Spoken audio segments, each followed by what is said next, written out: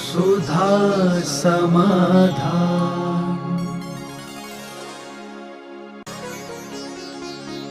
नमोस्तु गुरुदेव। पूजा पाठ में मन लगता है, लेकिन सामायिक करने में मन नहीं लगता है, तो ऐसे में हम अपने भावों को कैसे स्थिर करें? बात नहीं, हमारे पास तीन चीजें हैं। मन नहीं लगता लेकिन काया तो उसी में लग गई। मन नहीं लगता लेकिन वचन तो नमोकार मन बोल रहे हैं। कोई बात नहीं, तीन में से दो हमारे पास हैं, बहुमत से प्रस्ताव पास हो गया। क्या बात। तीन चीजें हैं, तीन में से दो हमारे पक्ष में हैं। काया से अपन क्या कर रहे हैं, माला फिर रहे हैं, और वचन से भी नमोकार मन फिर रहे हैं। मन नहीं है तो बहुमत तो अपना बन गया, कोई बात नहीं। और जब बहुमत बन गया है तो एक दिन ये मन तो इतना पागल है, काया और वचन दो कंट्रोल में कर लो, मन एक दिन मजबूर होकर लौटेगा। मन की आदत बालक जैसी होती है। मन इसलिए चंचल होता है कि अपन मन का साथ देते हैं। सपोज कीजिए एक बालक है छोटा सा, आप बाजार जाने की तैयारी कर रहे थे, तो बालक ने कहा मैं भी चलूँगा, और वो जल्दी तैयार होकर और वो दौड़ करके चला गया और जनरल स्टोर की उस पर जाके खड़ा होगा चॉकलेट की बरनी के सामने, और कहा साहब चॉकलेट दो। दुकानदार ने कहा चॉकलेट दो, पैसा कहाँ है? पीछे देखा, बोले पापा तो आई नहीं, और पापा के लिए काम आ गया जल्दी, तो जा नहीं पाए। तो दुकानदार ने हट यार, चला आया था, पैसा वैसा है नहीं, और उसका अपमान हो गया। वो लौट के बाहर आया, रोने लगा, पापा पापा आप क्यों नहीं आए, और वहाँ उन्होंने मेरा अपमान कर दिया, बेटा मुझे काम आ गया था।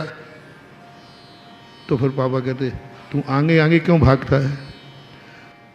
फिर दूसरी बार में जब तुम आओगे तो वो आगे नहीं भागेगा, आपकी उंगली पकड़ लेगा कि जब तक आप नहीं चलोगे तो ऐसे ही होगा। मन ऐसे बालक के समान है। मन जब भी अपना बाहर जाने दो, काया और वचन को मत जाने दो। पूरी होटलों में घुमाए, पूरे बाजार में घुमाए, जहाँ करना है, जो खाना है खा ले, मन से खाने का बिल पेमेंट नहीं होता है। और अंत में जब काया और वचन नहीं जाएगा, एक दिन मन को झुकना ही पड़ेगा, और वो जब ही जाएगा जब तुम काया और वचन भी ले जाओगे। इसलिए कोई बात नहीं, अभी हमने यही एक प्रवचन दिया था, तुम तो नियम ले लो मैं मंदिर आऊँगा, मन लगे या नहीं लगे, बुरे भाव आए तो आए, लेकिन मेरा तो नियम है कि मैं तो मंदिर जाऊँगा। तो इसका भी बहुत बड़ा प्रभाव पड़ता है, संस्कार बनता है। नमोस्तु गुरुदेव।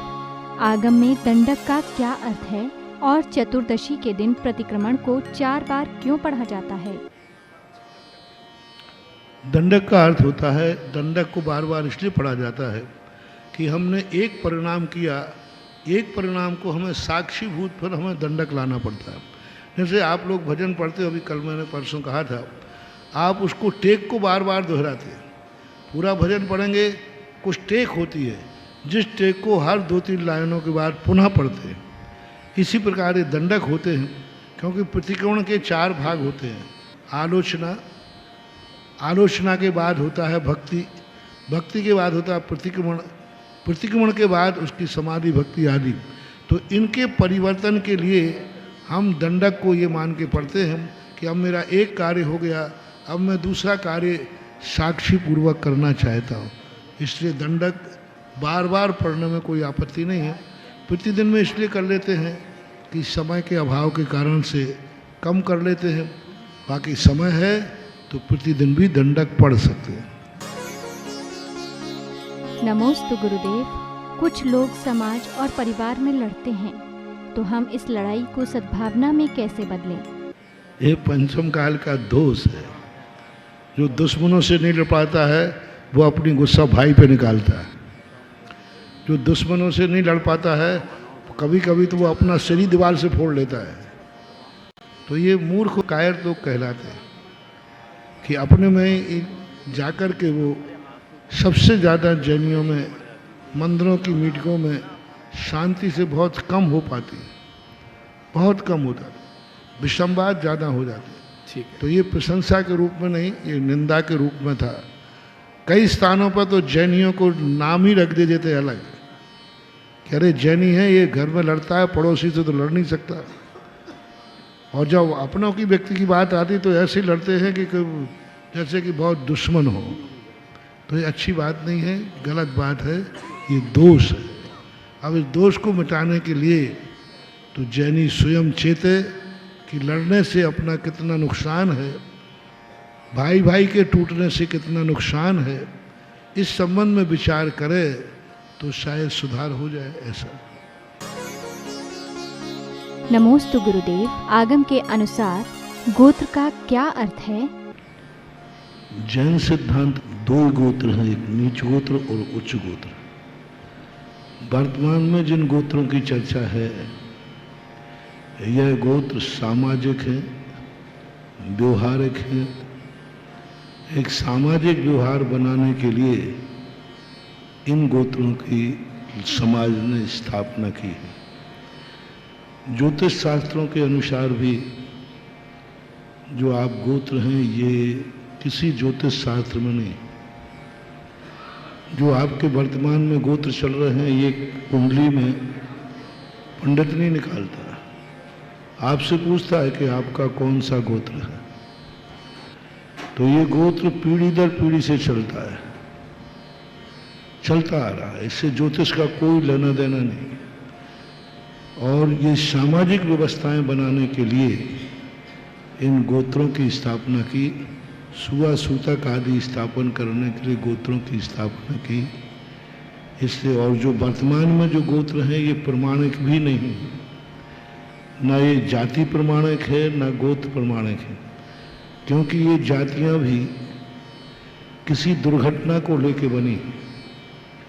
किसी गांव से आए हैं तो बन गए, अग्रसेन के पुत्र थे तो अग्रवाल बन गए। खंडेला गांव से आए थे राजा तो खंडेलवाल बन गए। कोई इनका इतिहास ही नहीं। एक राजा का था, एक खंडेल राजा था, उसके नाम से खंडेल राज्य के जितने जैनी थे, वो एक 10वीं शताब्दी में घटना घटी थी।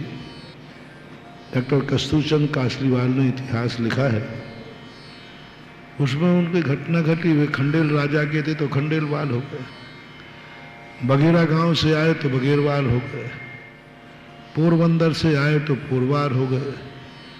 गोलाकोट से आए तो गोलापुरव हो गए।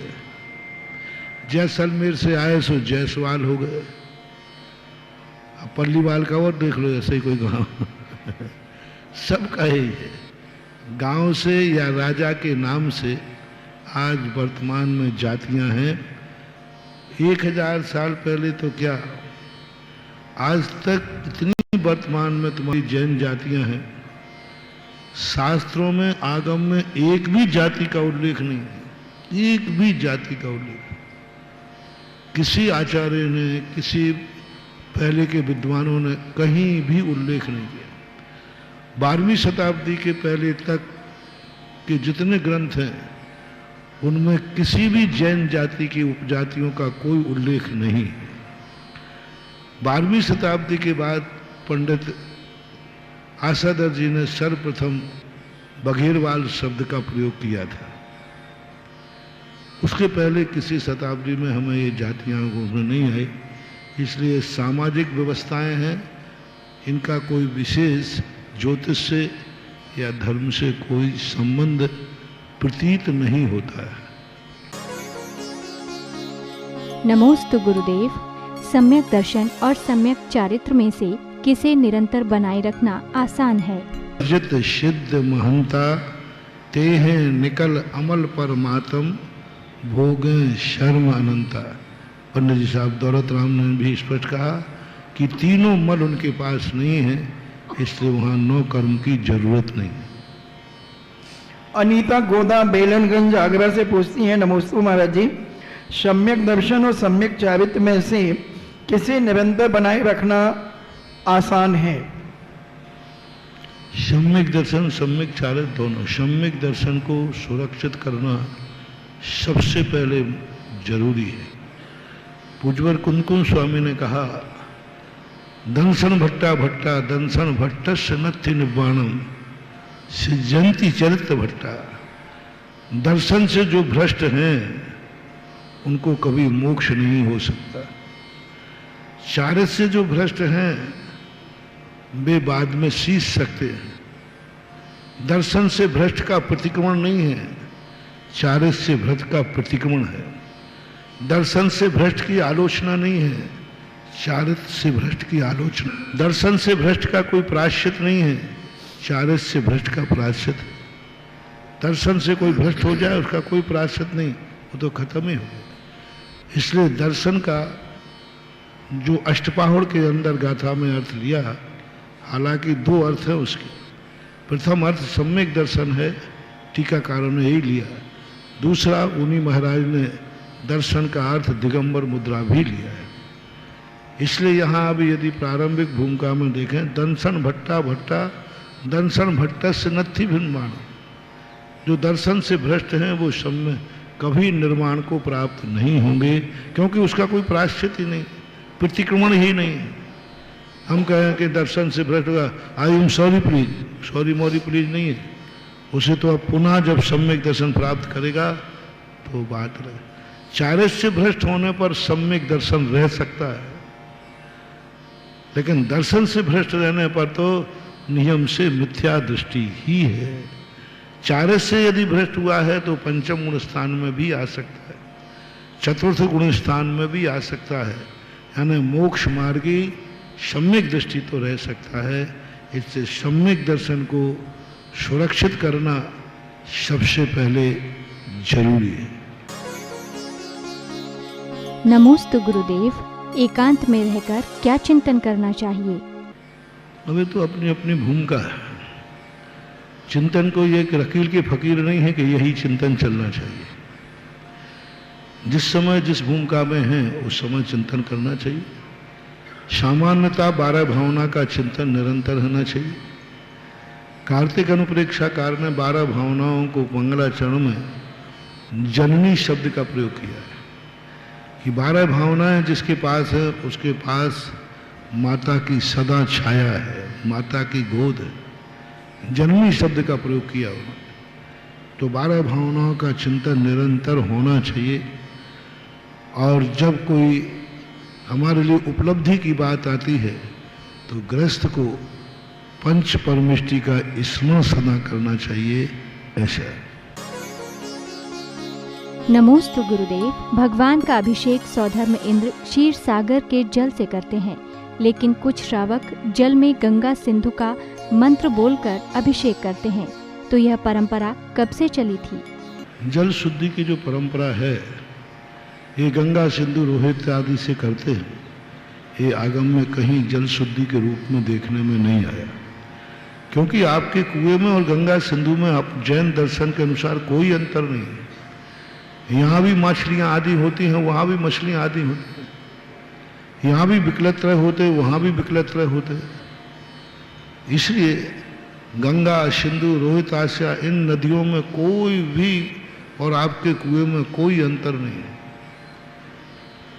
और यदि आप कहें कि वो नदी भोग भूमि से निकलती है तो जैसे ही नदी कर्म भूमि में प्रवेश करती है उसमें विकलत्रय उत्पन्न हो जाते हैं, मछलियाँ मगरमच्छ सब उत्पन्न होते हैं। महात्म पूज्यवर मांगनंदी महाराज ने जरूर बहुत सुंदर बात की कि अभिषेक सदा क्षीर सागर के जल से ही होना चाहिए।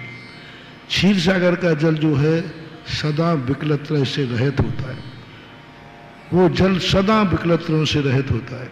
इसलिए अब क्षीर सागर से हम जल ला नहीं सकते, क्योंकि 8वां द्वीप के बाद समुद्र है। तो हमें अपने कुएं का जल भर करके और उसमें क्षीर सागर की स्थापना करना चाहिए। जैसे हम पाषाण में भगवान की स्थापना करते हैं, ऐसा ही पूज्यवर मांगनंदी महाराज ने एक मंत्र दिया, वो पढ़ते समय हमें उस कलश के ऊपर स्वस्तिक केसर से मांगलिक करके और ये करना चाहिए कि हम क्षीर सागर के जल की स्थापना करते हैं। श्री तीर्थ कृष्ण पन वर्य विधौ सुरेंद्र क्षीराब्दि भार भर दूर दुग्ध कुम्भार तास्त्रा दृशा नेव ये विभारणीय। हे भगवान, जैसा सौधर्मेंद्र क्षीर सागर का जल लाया था, मैं उसी क्षीर सागर जल की इस कलश में स्थापना करता हूँ।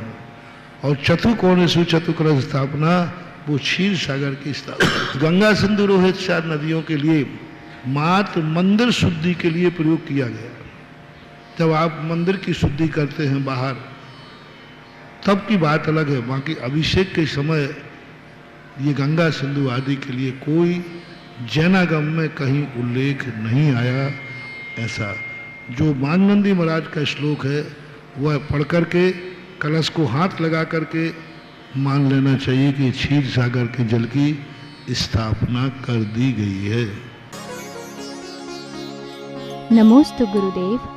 सत्य बोलने में परेशानी आती है तो हम इस नियम का पालन कैसे करें? ये सारी की सारी भावनाएं क्रियान्वित होना चाहिए। सबसे पहले मन की निर्मलता होना चाहिए, मन में सरलता होना चाहिए, सज्जनता होना चाहिए। मन में खुरापाती के भाव, छल कपट के भाव ये मन में नहीं रहना चाहिए। हमें सदा ये विचार करना चाहिए हम ऐसी कोई हरकत न करें जिससे स्वयं को भी अशांति हो और सामने वाले को भी अशांति हो। बस ये सबसे बड़ा सूत्र है। ना अपने मन को अशांत करना, ना दूसरे को अशांत करना। यदि हम शांत रहें और दूसरे को हम अशांत कर देते हैं तो ये मत समझ लेना कि आप शांत हैं। सबसे बड़ा व्यक्ति वो है जो 24 घंटे इस बात पर विचार करता है कि मेरी किसी भी हरकत से दूसरे व्यक्ति को दुख नहीं होना चाहिए, अशांति नहीं होना चाहिए। दूसरे नंबर पर फिर विचार करे कि मुझे भी खुद को भी अशांति नहीं होना चाहिए। जो दूसरों को अशांति नहीं देता है, एक दिन उसको भी कोई अशांति नहीं देता, वो भी शांत हो जाता है। नमोस्तु गुरुदेव। मंदिर की दहलीज क्यों छूनी चाहिए? छूने में कोई बाधा नहीं, क्योंकि अपने 9 देवताओं में एक चैत्यालय भी वंदनीय होता है। चैत्यालय की भी एक वंदना होती है। हम लोग जब दूर से मंदिर की शिखर देखते हैं तो पीछे उठा करके उसको नमस्कार करते हैं। तो चैत्यालय की वंदना के रूप में देरी को छूने में कोई आपत्ति नहीं है। वो चैत्यालय की वंदना है। सुधा समाधान।